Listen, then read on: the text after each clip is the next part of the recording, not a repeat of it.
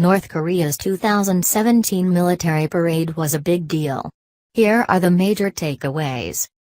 On Saturday, North Korea staged a massive military parade to commemorate the 105th birth anniversary of Kim Il-sung, the country's founder and grandfather of current leader, Kim Jong-un. The day, also known in the country as the Day of the Sun, is the most important public holiday in North Korea. It commemorates not only the driving force behind the country's founding, but also the patriarch of the Kim dynasty, whose personality cult rules supreme over North Korea to this day. The parade took place amid hot speculation in the United States, Japan, and South Korea that Pyongyang would look to also potentially test a sixth nuclear device, which it did not do. Though it did not ultimately test a nuclear device on Saturday morning, what North Korea showed off at the parade should be equally concerning, even though it likely won't be treated as such in the broader news cycle in the West. Below, I run through some of what was shown off with brief comment. In the coming days and weeks, we should see analytical deep dives into the parade footage from the community of dedicated North Korea watchers. Keep in mind first that we've observed a pretty clear trend in North Korean ballistic missile testing over the past couple years. In addition to drastically increasing the frequency of its testing, North Korea has carried out 37 missile tests since the start of 2016. Pyongyang has spent a great deal of effort toward developing survivable platforms and worked to operationalize a second strike capability. It has additionally worked to decrease the time required for a missile launch and the satellite signature of its platforms. On top of this, North Korea has been steadily working to operationalize an intercontinental range ballistic missile capable of striking most of the U.S. homeland. To the end of a survivable second strike capability, we've seen the development and testing of the Not-11 submarine-launched ballistic missile, which has transitioned to using solid fuel propulsion and has been tested successfully in that configuration.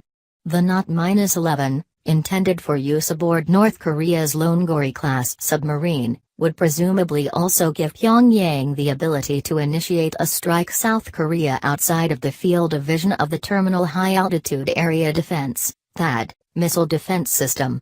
At Saturday's parade, Pyongyang demonstrated that it had at least 6 of these missiles in its inventory. It rolled them out on trucks for display. Saturday marked the first display of the Not-11 at a parade. Beyond the SLBM, we saw North Korea make important advances with its test of the Pukguksong-2, or Not-15, solid-fuel ballistic missile in February this year, when Japanese Prime Minister Shinzo Abe was visiting the United States. The missile, which is a land-launched variant of the Not-11, was notable for using a tracked transporter erector launcher (TEL), and for being fully canisterized, that is, enclosed and ready for launch. As I discussed in February, the tracked TEL is particularly a good investment for North Korea, which has a high ratio of unpaved to paved roads. North Korea has just 724 kilometers of paved roads compared to 24,830 kilometers of unpaved roads, and regular TEL trucks cannot realistically go off-road without applying dangerous physical stress to the chassis of the missile they'd carry. Second, the canisterization of the solid-fuel missile means that North Korea would be able to store the system remotely and launch it with little warning, eliminating the sort of support vehicles that would generate a large satellite signature for the United States and South Korea to observe in a potential preemption scenario. In sum, both the Not-11 and the Not-15 are about increasing survivability and obtaining a second strike capability. North Korea showed off 6 Not-15 TELs at Saturday's parade. Together, these platforms make the prospect of a preemptive strike by the United States or South Korea less palatable, leaving open the prospect of nuclear retaliation. In addition to the Not-11 and Not-15, we saw a new type of Korean People's Army tracked TEL carrying 4 smaller canisterized missiles. Though uncertain, it is likely that the new TEL is intended to launch North Korea's non-nuclear anti-ship cruise missile, which is thought to be based off the Russian Zvezda Kh-35. The tractiles are again suggestive of Pyongyang envisioning their use in a versatile shoot-and-scoot coastal artillery scenario, where each unit would strike surface combatants at sea and move to avoid retaliation. North Korea also showed off other platforms we've seen before, including its SA-5 surface-to-air missile and new multiple-launch rocket system. Going back to my original point, that Saturday's display should merit attention similar to a nuclear test, the Not-11, Not-15, and possible KH-35 variant tells appearance were really the amuse-bouche for North Korea watchers at the parade. North Korea saved its biggest and baddest missiles for last, as is custom at these parades. This is where things got particularly interesting, catching off guard many North Korea experts who were watching the parade live. First, Pyongyang showed off a Scud, Nodong variant, again on a tractile, with fins on the nose cone.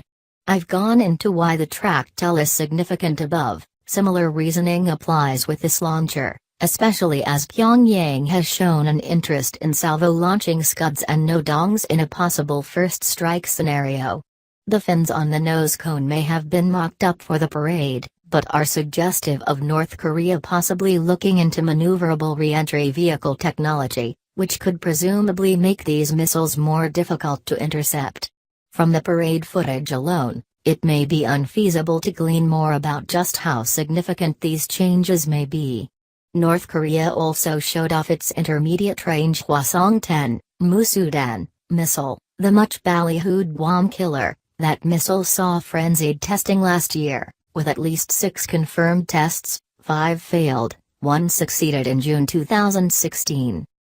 Second, we saw a larger missile, possibly a variant of the long-discussed Not-08 or Not-14 intercontinental ballistic missile, both theoretically capable of reaching most of the U.S. homeland with a reasonable payload.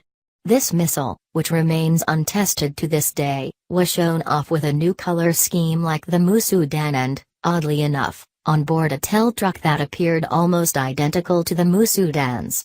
It's unclear if North Korea may have attempted to test this Not-08 per Not-14 variant at some point, possibly late last year at Kaesong, when US and South Korean monitoring picked up 2 failed tests that exploded shortly after launch.